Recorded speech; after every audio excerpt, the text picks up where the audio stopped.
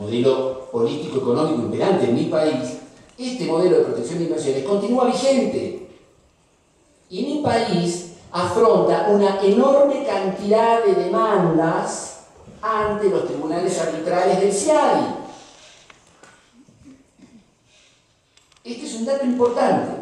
Podemos no discutir el derecho vinculado a esto, pero fácticamente es una realidad que se nos impone como un tsunami. El elemento peculiar que quiero compartirles con ustedes respecto del déficit jurídico nuestro, argentino, vinculado a la sumisión a este sistema internacional, es el siguiente. Resultará muy difícil al observador jurídico encontrar en el derecho comparado otro país que indiscriminadamente haya realizado ese fenómeno de internacionalización de su sistema jurídico sin exigencia de reciprocidad hacia los otros estados y sin evaluar el verdadero impacto que tal fenómeno podría producir en el sistema de relaciones jurídicas nacidas al amparo del ordenamiento nacional, como lo ha hecho mi país, la República Argentina. Esta realidad no es ni mala ni buena, simplemente es y concurre a trastocar las bases de legitimidad de nuestro derecho administrativo y nos invita a pensar en un bloque de constitucionalidad abierto, no cerrado. Es de alguna manera este desordenamiento jurídico que con rigor científico nos presentaba ayer el presidente de nuestra asociación, el doctor Libardo Rodríguez. Estos tres ámbitos de internacionalización tienen en común la cesión del constituyente a distintos organismos internacionales dispersos que resuelven desde sus propios sistemas y sin entrelazamiento sistémico el poder de decisión del legislador y del juez nacional en diversos aspectos. Y esto es importante. Tenemos un nuevo bloque de constitucionalidad que además no solo es abierto, sino que es asistemático, porque estos tres ámbitos de internacionalización no se relacionan. Se produce entonces un profundo desplazamiento de la jurisdicción argentina, en el caso que me ocupa, hacia organismos internacionales, los cuales aplican otros sistemas jurídicos distintos al que fue la base de la relación jurídica originaria. Esto es central. ¿Qué estoy diciendo? Tenemos un contrato administrativo, anulado bajo un régimen de derecho administrativo, bajo una teorización de esa teoría de los contratos administrativos y del servicio público. Se suscribe el contrato administrativo entre el Estado argentino y el inversor extranjero, pero luego, al momento de ejecutar los términos y condiciones de ese contrato, de ese pacto, y al momento de demandar los incumplimientos de alguna de las partes, no aplicaremos el derecho del lugar donde hemos firmado el pacto, ni aplicaremos las teorizaciones, ni las normas madre de esa relación jurídica. Resolveremos la controversia a la luz de principios abiertos como el de equidad y en otras fronteras afuera, en otras realidades. Damos de bruces con la estructura tradicional del derecho administrativo y con el derecho procesal administrativo. Máxime que en mi país, de jurisdicción federal, la jurisdicción federal y el derecho federal no comportan jurisdicción prorrogable, es decir, no es indisponible para las partes. Pues bien, a la luz de este sistema es claramente indisponible, es claramente disponible.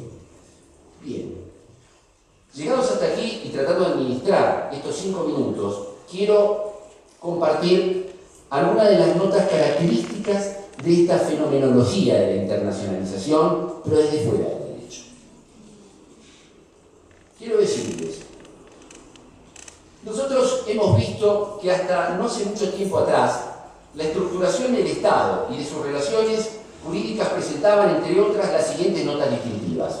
Primero, exclusividad del ordenamiento.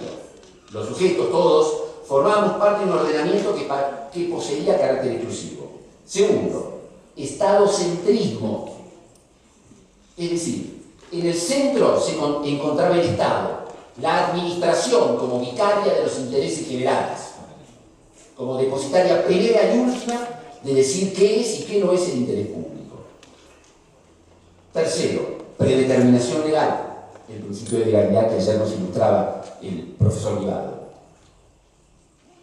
Esta predeterminación legal podemos graficarla así. Primero, la ley era antes, en la teoría del Estado tradicional imperante hasta fines del siglo XX, la medida y el control del poder público. predeterminaba su actuación, prefijaba sus deberes y por lo tanto era previsible, mensurable, controlable. Segundo, la acción estatal estaba normativa y rígidamente planificada por un ordenamiento persistente. Tercero, este modelo era un modelo de poder legal, racional, previsible y mensurable, y por tanto controlable dentro de una estructura estatal. Todo esto cambia. Y el cuarto elemento, la estabilidad de la esfera pública. Las relaciones entre lo público y lo privado eran determinadas y permanecían estables entre los organismos puestos en posición superior y los otros sujetos puestos en posición inferior. No había convergencia ni mercado de mejores derechos. Había derecho, había prerrogativa y garantía dentro de una relación de sujeción. Entonces, vamos a ver que este fenómeno de la internacionalización nos hace trastocar estas bases dentro de las cuales estudiamos nuestro ordenamiento, el sistema cerrado de fuentes. Vemos que se pasa de una estructura ordenada a un esquema de autoordenación. El ordenamiento jurídico que antes era un dato se transformará ahora en una elección. El derecho del inversor a invocar la cláusula jurídica que mejor lo protege. Luego, del monismo estatal y su organización compacta vamos a sustituirlo por un conglomerado de derechos también incompatibles, pero provistos de normas de conflicto y por ende de reglas que deciden qué normas aplicar a cada caso concreto. Este sistema abierto en realidad es un sistema de normas de reenvío que para resolver cada caso en jurisdicciones extraterritoriales remiten a ese mercado de derechos que mejor proteja la relación del inversor. De este modelo estadocéntrico estamos pasando, lo veamos o no, a un modelo ultraestatal, el cual, mientras en la realidad del hemisferio norte tendrá sustancia mercadocéntrica, dato no extrapolable a nuestras naciones americanas, en el hemisferio sur lo encontraremos modulado a través de un nuevo orden público supranacional en progresivo desarrollo a partir del sistema interamericano de derechos humanos, en el caso que nos ocupa, de protección de derechos fundamentales, y los fragmentarios y sectoriales avances de la integración latinoamericana que permiten verificar un embrionario mercado de derechos fundamentales. Este modelo ultraestatal opera de manera distinta respecto de los estados, porque el nuevo modelo no es monopólico. No existe una sustitución del Estado nacional por un Estado supranacional.